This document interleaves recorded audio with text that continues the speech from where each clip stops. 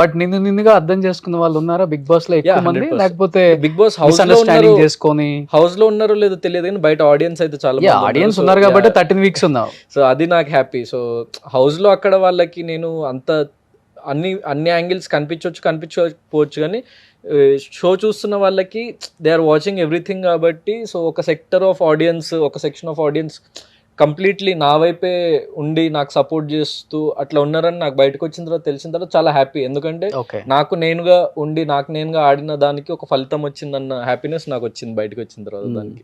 So actor కాకముందు doctor. అవును. Doctor కి చాలా పేషెన్స్ ఉంటుంది, అవును. ఎందుకంటే ఇన్ ఫ్యూచర్ చాలా మంది పేషెంట్లను కూడా హ్యాండిల్ చేయాలి కాబట్టి చాలా స్మూత్ గా ఉంటారు, హ్యాండిల్ చేయాలి, సెన్సిటివ్ గా ఉంటారు అంటారు.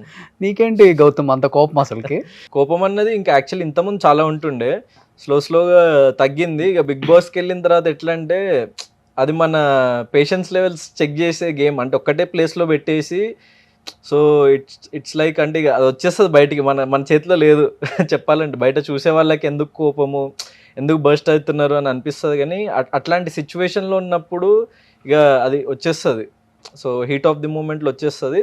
సో సమ్టైమ్స్ అది బ్యాడ్ వేలో వెళ్తుంది, సమ్టైమ్స్ గుడ్ వేలో వెళ్తుంది. సో నేను ఫస్ట్లో కొంచెం ఏదైనా బ్యాడ్ వేలో వెళ్ళినా కూడా స్లోగా నేను రియలైజ్ అయ్యి ఇది కాదు కదా మనం, సో మనమేంటో మనం అట్లా ఉందాము అని చెప్పేసి ఈవెన్ కోపం వచ్చినా కూడా పాయింట్స్ చెప్పేవాడిని తప్ప ఇంకా దాని మించి అగ్రెషన్ వెళ్ళొద్దు అని చెప్పేసి ఫిక్స్ అయినా ఒక పాయింట్లో. అందుకే నేను అరిచేవాడిని, నేను చెప్పేవాడిని పాయింట్స్, కానీ ఎవరిని కించపరిచేవాడిని కదా. ఒక ఫస్ట్ 1-2 టైమ్స్ అట్లా ఏదో జరిగింది నా మిస్టేక్, అది నేను ఒప్పుకున్నా అక్కడ కూడా అండ్ బయట కూడా ఒప్పుకుంటా.